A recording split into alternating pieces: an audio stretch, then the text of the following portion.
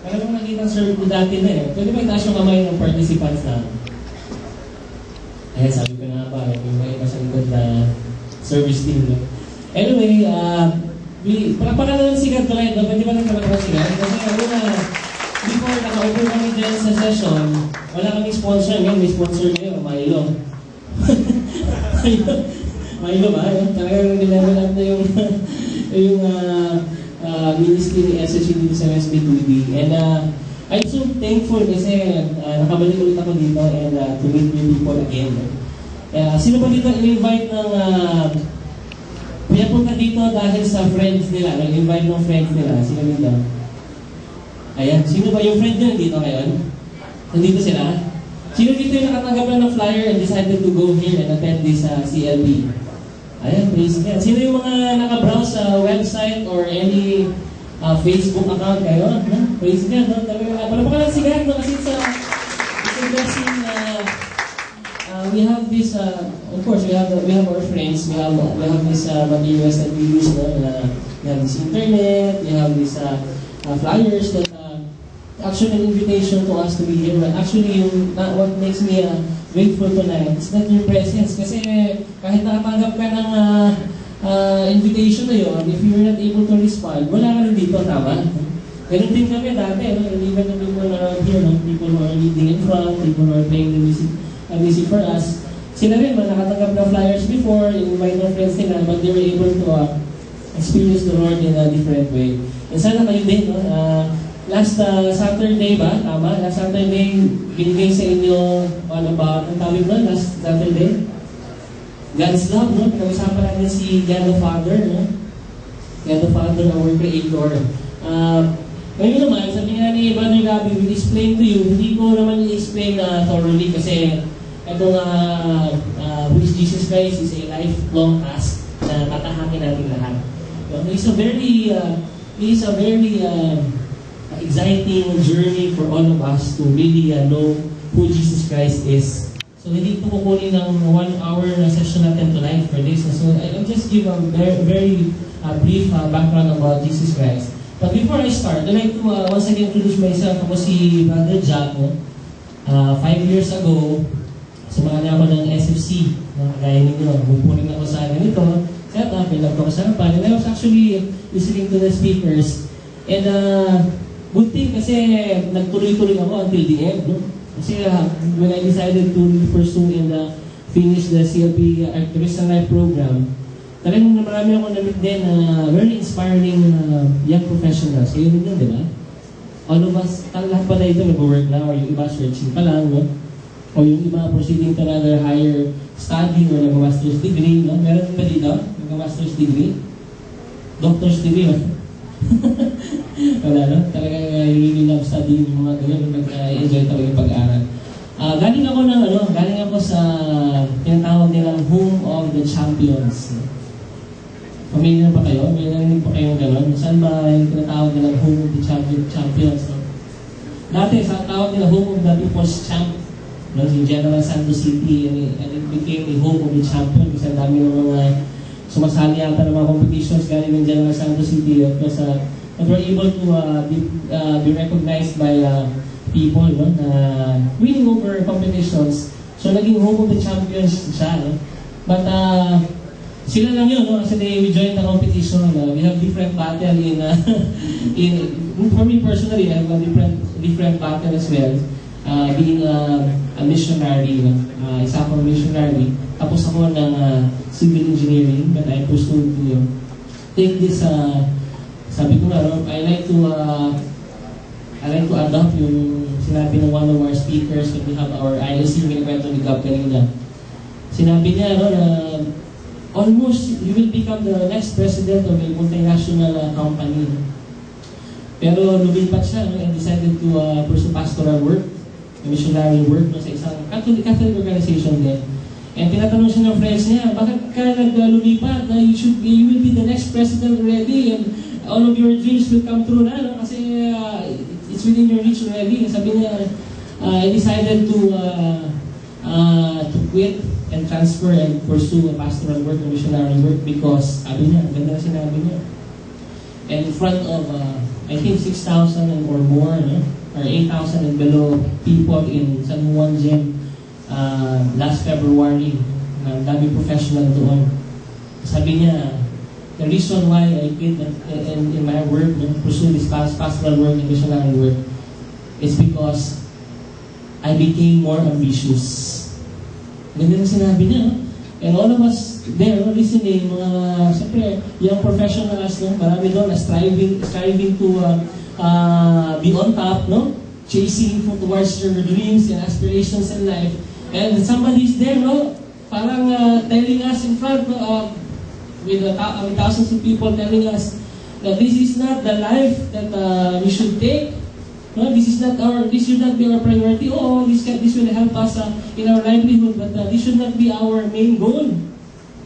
No, ganda ng sinabi nun, parang nandun ako na minsan pagkakaroon ako ng challenging experience in a missionary life, parang na-recall ko yung pastor, will I pursue my my field na ba? No? Sayang din naman, no? Nag-aaral ko ng 5 years civil engineering, tapos missionary life yung tinataka ko ngayon. Baka gusto ko bumalik na doon, no? But sinabi niya that time, I became more ambitious. This is not the goal, no? And I also heard somebody from Procter & Gamble, no? He's a full-time worker of Campus for Christ now. No? He's in charge of marketing and sales in Procter & Gamble, Singapore. No? But sinabi niya, he came to a point in his life, no? Sinabi niya na, this is not where the Lord wants me to go.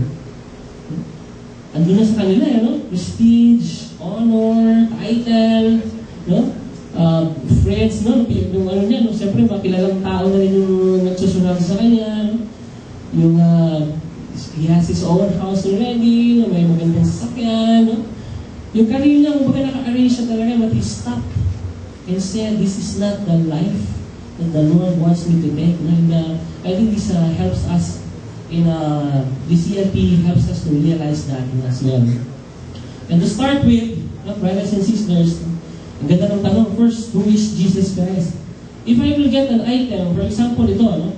This is something new to you. Kilala niyo ba ito? Kilala niyo? Glory Song Book. May mga YFC ba dito? Dating YFC? Sa likod. Mga dito, wala. Participants sa dati. Youth for Christ, tawag doon. Sa younger ministry, no? That caters 13 to 21 years old. 21 to 14 ang nasa Youth for Christ. Anong ganito? Pagkatanungin ko kayo, maganda ba itong book na to? Can you answer it? Hindi, ano? Kung sabihin ko, colorful ba ang front page ng book na to? Yes? Not really. Medyo, boring yung color. Pwede, you can actually say something about this. Tama, no? Kung tatanungin ko kayo, sasabihin ko sa inyo, do you know that this book, yung content ng book na to is very nice and wonderful? Maniniwala ba kayo agad? Bakit? Kasi, hindi nyo alam, no? Kung ano nasa loob ng book na yan. How about ito? Pareho lang, ha? Pareho lang. Alitan ko. Itong book na to, maganda ba itong book na to? Title ng book is Bagong Tipan. Tagalog, no? Ng magandang Biblia. Balita Biblia. No? Maganda ba yung naman ito? Maganda? Nabasa niyo na? Alam niyo na ba yung book na to is a New Testament book? Hindi, di ba? Kasi from afar, yun na mabasa. No? But I can hardly say or tell something about it. Tama ba? Ano yung point ko, Kuya Zach, no? Meron pa isang tanong, no? Tatawagin ko si Brother, yung tawagin pa yan, no? Pakabilitan mo ng ID mo na yan. Si Brother Alfredo. Si Brother Alfredo, natanong ko siya, bro, pwede mo ba ako i-describe physically, no? Or si Sister Shane, or Mary, or sino ba? Joy, Lenny, no? Diba? Can you describe me physically? No? Pwede, no? Pwede mo sabihin, describe ko. Pero masasabi mo ba na trustworthy ako? No. Masasabi mo bang honest ako? Hindi rin, no? Mahirap sabihin yun, no? Masasabi mo bang mabait ako? Hindi rin, no? Kasi, una, you do not know me. No, even me, no? I cannot tell something about you. personally. Pwede mo sabihin yung appearance nyo, pwede kong ma-isabi kasi I was able to look at you face to face. No? Pero yung deeper, that you can truly say or tell something about me or I can say something about you, mahirap, no? Pwede mo sabihin, pero ikaw ang magsasabi sa akin kung right or wrong. No? Nasabihin ko sa'yo, si ate, masungit yan. Si ate naman, no? Mukhang medyo, medyo cozy yan, no? Ikaw na mag-decide, no? You're wrong, no? Or you're right, no? Pwede mo sabihin gano'n, but I can hardly say who you are because I do not know you. Para it's the same question that being raised at you, Brother Gab. Who is Jesus Christ to us? Pero we have a basic catechism before, tama? This question is as important as, why do we have trees? No? Bakit ba may puno? Why do we have high hills and low hills? Or why do we have mountains? Why do we have rivers? No, but this question is as important as the question that I am asking. Tama, tatanungin ko po ngayon. Ano bang reason ninyo kung bakit mayroong puno? Sige, question and answer muna tayo. Sige, it's time to balik pa rin yung ID ninyo. Patawag. Sige, okay na. May listahan naman sila, brother. Attendance sa pag-interview. Yun yung mga question na to. May pinakapatanong tayo ngayon. Tama ba? Kung bakit nga pala may puno? Maybe some of us would try to answer, may puno si Brother Jack kasi kasi siyempre kailangan ng tao ng bahay. Saan ba galing yung kahoy? Diba? Pwedeng gano'n, ano? Or kailangan kasi ng tao ng pagkain. Siyempre saan ba galing yung fruits na pwedeng kainin ng tao? Sa puno. Tama, ano? Pag may umuulan, kailangan ng tao ng shelter, something na pagsisilungan niya, kaya may puno. These are very simple reasons that we can think of. No? Pero bakit nga ba may puno? No? Bakit nga ba yung puno nakalagay sa lupa? No? Bakit hindi ba sa paso? No? Nakita na ba kayo ng tree na nasa paso? Bonsai. No? Yung bonsai. Bonsai tree. Nasa paso. Pero bakit ba nasa lupa? Bakit ba nasa bundok lang yan sila? No? Bakit ba from the bundok? Pero mga umaagos na river dyan. No? Bakit kaya? No? We can think of many reasons. For example lang, may puno kasi para hindi gumuho yung mga lupa sa bundok. Tama, di ba? Tama ba ako? Tama, no? Pwede, di ba? Pwede, para hindi gumuho yung mga lupa sa bundok. Bakit ba kailangan nasa bundok yung puno? Na pwede namang nasa lupa na hindi naguguho. Di ba? Tama ba? Siyempre, kailangan ng matataas na hills, no? Pwedeng reason natin is para dumalo yung tubig, yung rivers natin. Kasi kung straight lang yan, kung plain lang, paano tatakbo yung tubig? Tama, di ba? It helps high hills or either low hills helps the water flow. Tama ba? Kasi pag stagnant ka, walang mabas na siya ng oxygen dyan, no? Mamamatay ang lahat na nandyan. Bakit ba may river? Bakit ba may streams tayo, no? Na pinapadaloy ng mountains or hills natin? Siyempre kasi, ano bang nasa rivers natin? Dumi ng tao? Siyempre mga isda, no? Tama? Yung mga isda. So para saan yung isda? Ngayon, yung isda na yun, siyempre kinakain ng tao. No? Pwede nga ng reason din, babalik pa rin sa tao. Kaya, ang tao, kailangan alagaan yung puno.